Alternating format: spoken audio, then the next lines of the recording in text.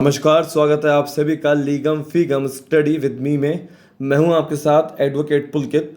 और आज हम बात करेंगे कि आखिर क्यों बरी हो जाते हैं गंभीर मामलों के दोषी। ये बहुत ही महत्वपूर्ण पॉइंट है।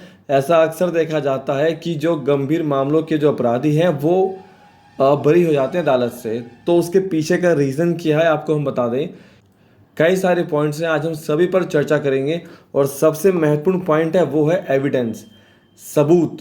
एविडेंस को किस तरह से कलेक्ट किया गया है, साइंटिफिकली इसको अगर कलेक्ट किया जाए, उसको सही तरीके से रखा जाए, उसका ख्याल रखा जाए सबूत का। अपराधी है वो, उसके खिलाफ कोर्ट सबूतों के आधार पर ही फैसला लेगा। तो ऐसे में जो हमारा एविडेंस है वो बहुत ही महत्वपूर्ण भूमिका निभाता है। दूसरा पॉइंट है वो है पुलिस की जो जो तरीका है पुलिस का काम करने का।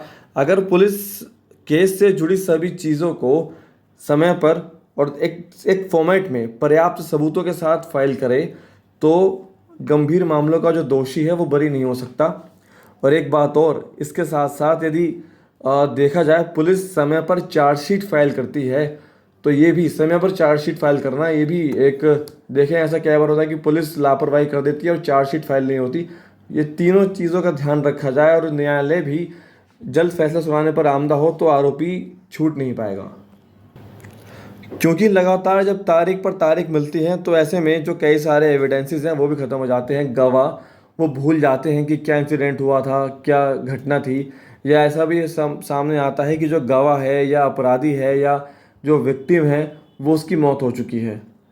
और जो लगातार जो देरी होती जाती है, कई वर्ष लग जाते हैं। ऐसा हमने अक्सर देखा है कि हियरिंग में काफ़ी लंबा समय लग जाता है, तारीख लगातार मिलती जाती है।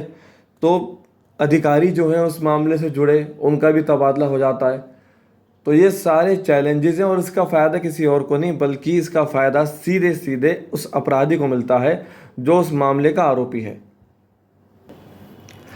कोई इंसिडेंट हुआ, पुलिस मौके पर पहुंची, तो उस दौरान पुलिस यदि जो है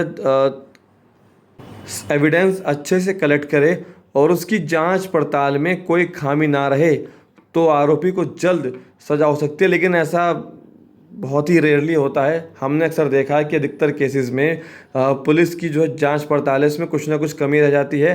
खास करके साइंटिफिकली जो साइंटिफिक तरीका है, जो वैज्ञानिक तरीका है, वो कहीं ना कहीं जो है पुलिस उसमें पीछे रह जाती है, जिसका फ़ायदा एक बार फिर से हम बात करेंगे यहाँ पर अपराधी को मिल जाता है। आप ऐसे मान लीजिए कि पुलिस ने गांजा तस्कर को पकड़ा और उससे गांजा भी बरामद किया पुलिस ने। तो न्यायालय में अगर उसको जब प्रेजेंट करेगी पुलिस तो एक रिपोर्ट भी होनी चाहिए, फॉरेंसिक रिपोर्ट, इसमें ये हो कि हाँ ये सही में गांजा पुलिस ने जो है पकड़ा है। यदि पुलिस रिपोर्ट ही नहीं लगाएगी, गांजा ही नहीं सिद्ध कर पाए, तो कैसे दोषी को सज़ा होगी। तो ऐसे में रिपोर्ट वो बहुत ही महत्वपूर्ण भूमिका अदा करती है। मतलब एविडेंस की बात करें, महत्वपूर्ण भूमिका अदा करती है। हमारे यहाँ एविडेंस एक्ट है, क्रिमिनल प्रोसीजर कोड है।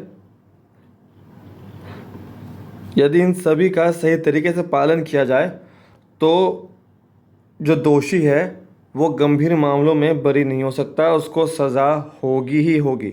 तो सबसे पहले जो एविडेंस है यदि इसको सही तरीके से कलेक्ट किया जाए, साइंटिफिक तरीके से उसको कलेक्ट किया जाए, पुलिस भी सबूतों के साथ, सभी सबूतों के साथ जो है केस फाइल करे, समय पर चार्जशीट दाखिल करे और मजबूती से केस लड़ा जाए, तो दोषी को सज़ा होगी ही होगी, जल्द सज़ा होगी और वो बरी नहीं हो पाएगा। तो एविडेंस के साथ साथ एविडेंस कलेक्शन ये भी एक बहुत ही महत्वपूर्ण टर्म है। और फिलहाल के लिए इस वीडियो में इतना ही। हमने आपको बताया कि आखिर क्यों बरी हो जाते हैं गंभीर मामलों के दोषी। और आपको बता दें कि जैसा कि आपने देखा होगा कि कोई केस चलता आ रहा है, काफ़ी लंबे समय से केस खिंच रहा है, तो उस मामले का जो अधिकारी है उसका तबादला हो गया, ट्रांसफ़र हो गया। जो गवाह है वो गवाह की मौत हो गई, विक्टिम की मौत हो गई या अपराधी की ही मौत हो गई, लेकिन केस चलते जा रहे हैं। जो गवाह हैं वो भी उस इंसिडेंट को भूल जाते हैं। तो समय पर सब कुछ यदि फाइल हो, सबूतों के साथ फाइल हो, तो जो दोषी हैं वो बरी नहीं हो सकते। ये वीडियो आपको कैसा लगा नीचे कमेंट सेक्शन में कमेंट ज़रूर करें।